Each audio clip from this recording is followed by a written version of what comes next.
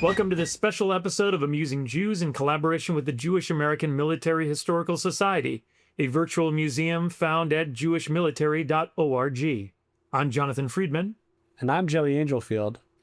Producer engineer Mike Tomren is working somewhere behind the scenes. We're honored to talk with Colonel Retired Jack Jacobs, a Vietnam War veteran and the only living Jewish recipient of the Medal of Honor. Jack, welcome to Amusing Jews. Thanks for having me on the show. On March 9, 1968, you assumed command of your battalion after your commander was severely wounded, despite suffering major wounds yourself. Could you describe that moment, when instinct, training, and necessity came together? Well, we had been moving to contact to find an enemy we had lost contact with about 3 days earlier. And what we didn't know is that the enemy had a spy in our headquarters, and so they knew our entire operations plan. They had had 3 days to set up a large L-shaped ambush, and they let us get within about 50 meters of their position before they opened up. And in the first few seconds of the engagement, we lost a very large number of people killed and wounded. And it was a genuine crisis. It was one of these things, one of these situations in which everybody feels that something has to be done. It has to be done right away. And if you don't do it right away, everything is going down the drain. But there were very few people who were in a position to do anything. That was my perception. And the idea that ran through my mind was that nobody was going to get out alive in any case. We're all out in the open. And that somebody had to do something. I'm reminded of the Hillel's observation: if you're not going to do it, who's going to do it? And if not now, when? And I think that goes through everybody's mind, whether they're Jewish or not, in the crisis, in the crucible of combat. These were my buddies. Most of them were Vietnamese, not all of them, but most of them were Vietnamese. And I'd been with them for about 6 months already. And we've been through lots and lots of combat. And I was very much concerned that my buddies would not make it. And many of them did not in the end, but we managed to prevail, and it wasn't due solely to my efforts. Every Medal of Honor recipient will tell you the same thing. Where it wasn't the only person who did anything that day, and most of the people didn't come back, which is why most Medal of Honor recipients will tell you the same thing. They wear the medal not for themselves, but for all those who can't. So it was a very difficult time. Combat is always a crisis when you're at the bottom of the food chain. It's not for people if we're sitting in air-conditioned offices. It's not a crisis, but it is for all the kids who are at the bottom of the food chain. And this is one of those days. I wonder if you can answer just a general question about Vietnam. I know that the jungle environment was very brutal. Did you have any experience with that kind of topography before going there? No, it's very interesting. Vietnam has got a lot of different geography. You hear people talking about the caves up in Cu Chi, the mountains next to the Laotian border. I fought my first tour all the way down to the Delta in 4th Corps, which was mostly rice paddies when it was wet, but as flat as you can possibly get. I don't think there's a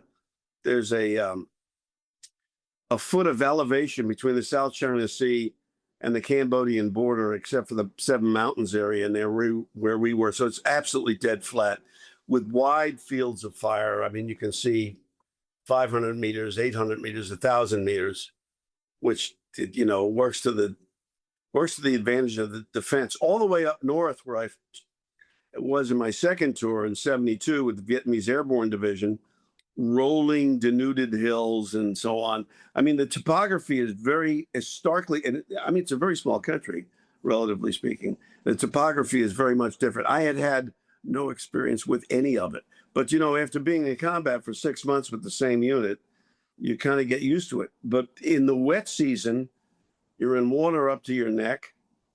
The rice paddies are punctuated or defined by canals. You come out of the canal, you're covered in leeches and so on. None of this stuff you can get used to, and you can't get used to fighting in it either. It makes it extremely difficult. But it was, yeah, you're right. It was terrain. I'm from Brooklyn originally. And I mean, the terrain it's not like Brooklyn. Well, that's about as far from an urban environment as you can get. Indeed, but there were lots of units, particularly both Vietnamese and American units, who fought in urban areas.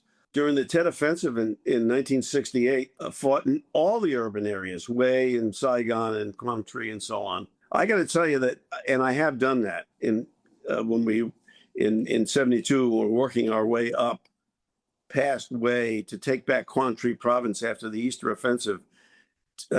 Fighting in an urban environment is much more difficult than fighting out in the countryside. And I think most people who've done both will tell you the same thing. As someone who served as an advisor to Vietnamese units during your tours, what's the biggest misconception the public still holds about the counterinsurgency in Vietnam? We had advisors with Ho Chi Minh during the Second World War. I think Edward Lansdale with the OSS, which became the CIA, was an advisor to Ho Chi Minh. And when the war was over, the Second World War was over, Ho Chi Minh asked us to help him get rid of the French. And we refused, despite the fact that de Gaulle had taken the French army out of NATO. And don't forget, this is in the period of the early to mid 50s. He was an avowed communist. There was China. The Russians had stolen the bomb and all the rest. And so it's not surprising that we reacted the way we did.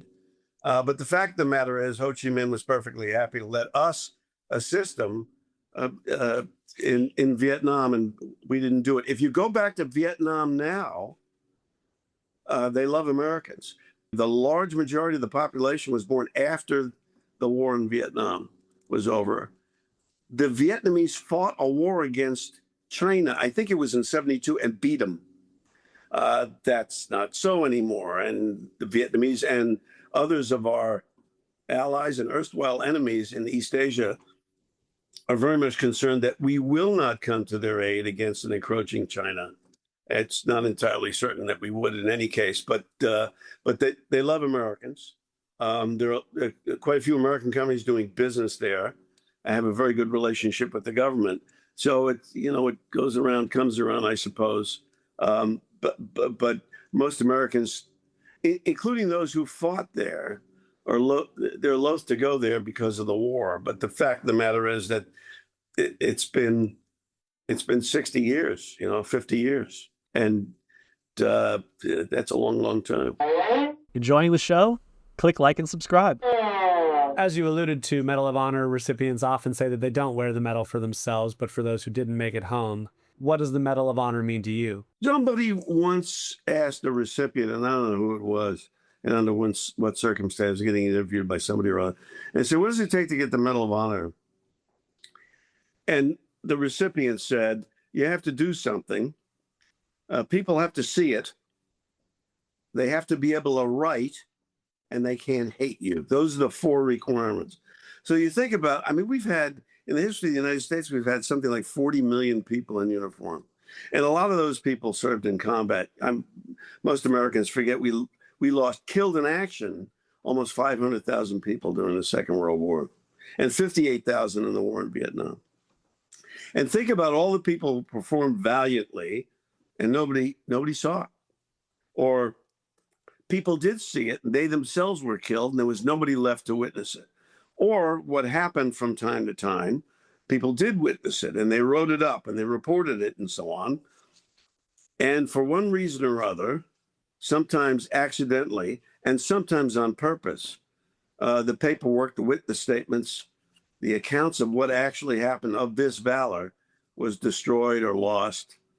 And you realize that those of us who are still around, who've been decorated, and I think this holds true not just for the Medal of Honor, but honestly, for all awards for battlefield valor, say that we don't wear it for ourselves. We wear it for all those who can't. There was a Medal of Honor recipient who for a long time was the oldest recipient. He's now gone. His name is Woody Williams, and as a young kid, a young Marine, earned the Medal of Honor on Iwo Jima.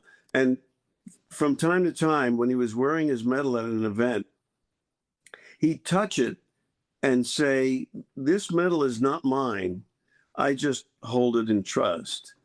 And I think any Medal of Honor recipient you talk to would say and feel exactly the same way. Did your Jewish upbringing provide a framework that you leaned on during your darkest moments in combat? It's the kind of thing that you grow up with, but you're constantly bombarded with the notion that that you ought to do the right thing. I mean, not you ought to. You got to do the right thing. And I mentioned Hillel before, but that permeated my upbringing and that of my friends. I mean, it's kind of interesting. I talk to kids all the time in high schools and colleges and so on. And I remind them that they all have an opportunity and have had an opportunity to do the wrong thing. And we've all done the wrong thing from time to time. But we know it's wrong when we do it. And my Jewish upbringing taught me the difference between the right thing to do and the wrong thing to do. I mean, sometimes it's not intuitively obvious. It should be, but sometimes it's not. And my upbringing convinced me that I have to do the right thing. I'll tell you an interesting anecdote that's not precisely Jewish, but it certainly sounds like it. So they scheduled the ceremony in which I was decorated to coincide with the biennial get-together of the Medal of Honor Society, which at that time numbered like 370 recipients, living recipients. There were 4 of us who were decorated in the same ceremony, but for different actions in the Army. And Richard Nixon, the president at the time, said, "How would you guys like to go meet the other Medal of Honor recipients?" "Oh, yeah, sure, we'd love to do it." He said, "Well, take my plane." They put us on Air Force One the next day and flew us down to Houston. And we got there in time for the big gala of and the people at the gala were people like Eddie Rickenbacker, who sat next to me at dinner, the ace from the First World War. And there was a number of World War I recipients, Van Ursel and Ben Kaufman and so on. There was still a living recipient alive at the dinner, whose name was Bill Seach, who had conducted a bayonet charge on the Citadel at Beijing in 1900 during the Boxer Rebellion. He was still alive. But there were over 300 Medal of Honor recipients there. When the dinner was over, I felt a hand on my shoulder, and I turned around, and it was Jimmy Doolittle, the hero from the Second World War, who conducted that one-way suicide mission to bomb Tokyo, immortalized in the movie 30 Seconds Over Tokyo, to demonstrate to the Japanese that we were coming back. We're now a retired lieutenant general, a household name. And he put his arm on my shoulder, took me in the corner of the ballroom, and he said, "Let me tell you something, young man." He said, "You're no longer Jack Jacobs. You're Jack Jacobs Medal of Honor recipient, and you'd better comport yourself accordingly. Do you understand what I'm telling you?" "Yes, sir, I'm sure I do." But it was exactly the same thing my parents had told me for the previous 25 years. And I think most people who grew up in a Jewish household got exactly the same guidance from the instant they could understand what was being told them. Speaking of motion pictures, I'm wondering how you assess like Vietnam films like Apocalypse Now and Full Metal Jacket and so forth. Do these accurately portray anything, or are they just mean-spirited? No, some of them are mean-spirited. It's mostly just cinematic rubbish and hyperbole, most of it. I never cared for any of them. And my rabbi, actually, when I was in California, took me to see Apocalypse Now, which had just come out. He wanted me to assess it, and I said it's rubbish. One of the more difficult movies to watch, war movies to watch, has nothing to do with Vietnam, and that was the opening scenes in Private Ryan, because that's the way war actually is. And if you want to be put off people killing other people for any reason, that'll do it to you. But all the rest of the movies, particularly the Vietnam movies, are not. They may be entertaining, and they're particularly entertaining to some people, but not to me. Did you experience or witness instances of anti-Semitism during your time in the service? No, I didn't. My father did. My father fought in New Guinea and the Philippines during the Second World War. He was drafted out of college, and he hated getting drafted out of college. He hated getting shot at. Nobody likes that. Got out of the Army the instant that he could when the war was over. Though when he got to be my age, all he would talk about was how proud he was at having saved the world, and his whole generation had done exactly that. And he experienced a great deal of anti-Semitism, but he became a sergeant and therefore the boss, and nobody gave him any guff afterwards. But I didn't. And though I'm sure there are Jewish service members who even today experience anti-Semitism, my guess is it's not like it used to be, 80 years ago. But I was always the boss too. Nobody gave me any guff either. So I had no bad experiences with respect to that. You became close with Tibor Teddy Rubin, a Hungarian-born Holocaust survivor and U.S. Army corporal during the Korean War, who finally received the Medal of Honor in 2005. How did you two meet? He called me up after he was told that he was going to receive the medal, and I'd never spoken to him before. Matter of fact, I didn't even know he existed, but he tracked me down, probably through the Medal of Honor Society, and called me up and asked me if I wouldn't come to his ceremony. And his ceremony is the only one I attended besides my own. And we became fast friends after that. I'll tell you an interesting story about the ceremony. It was my recollection was in the East Room. I think they're all in the East Room now. Ours was out on the lawn, as a matter of fact. I think it was the only one that ever was out on the lawn. His was in the East Room, like the majority of them that were in the White House. There were a couple of guys there who were with him in Korea. I don't know whether they were in his unit or in the POW camp or both. And I was talking to one of them who was in a wheelchair. He was compos mentis, but his knees didn't work, or he'd gotten shot up during the war and so on. And he pointed across the East Room at Teddy, and he says, "Do you see that man?" And he's crying when he's saying this. He's crying. He says, "You see that man? That man saved my life." And I talked to others after that who were there, who told astonishing stories about Ted's heroism. Ted was, I think he was recommended for the Medal of Honor 4 separate times for 4 separate incidents.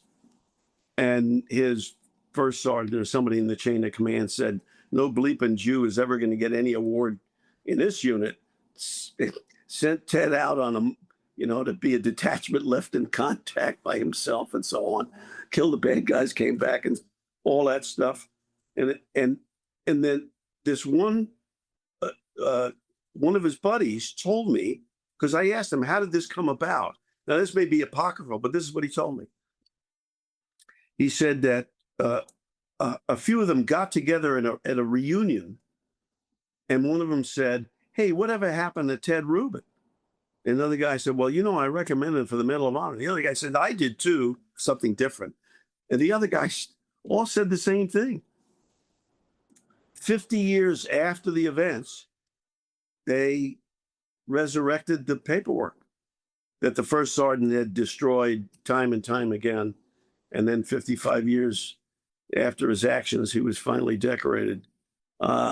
It tells you a great deal about what life used to be like in the military. And it tells you a great deal about Teddy, and tells you a great deal about what happens in difficult circumstances when you have to rely on other people. Are there lessons you learned in combat that we all can apply to our lives, whether or not we serve in the military? Oh, wow. I mean, all the things I learned that were useful, I learned in the Army. I mean, when I got out of the Army, I went to Wall Street and did a bunch of stuff. And it turned out that everything I was fairly successful. And the reason was I just didn't forget the stuff I learned when I was a young soldier. And I'll give you a couple of good examples. I think we still teach them, but I'm not sure. They're called the principles of war. And they include things like the element of surprise and husbanding your resources and all the rest of that stuff. Principle among them, I think there are 9 of them, is the principle of the objective, which in my view is the most important of all the principles of war. And you can't get anybody in uniform to do anything unless you first tell them what it is you're trying to accomplish, what the end state is supposed to look like, and then how you're going to get there. A lot of people, both in and out of uniform, allocate resources without first thinking what they're trying to do. And how are they going to know they will have done it?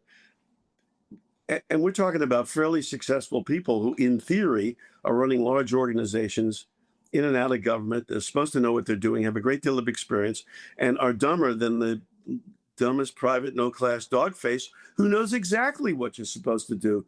Tell me what it is you're trying to do. Give me the resources to do it, and I'll go ahead and do it. But it turns out that grown-ups don't do that very often. As a matter of fact, from time to time, we don't do that in the military anymore. And there are plenty of examples of this, not just now, but in history, of how we messed it up because we forgot these principles. But I learned those in the Army.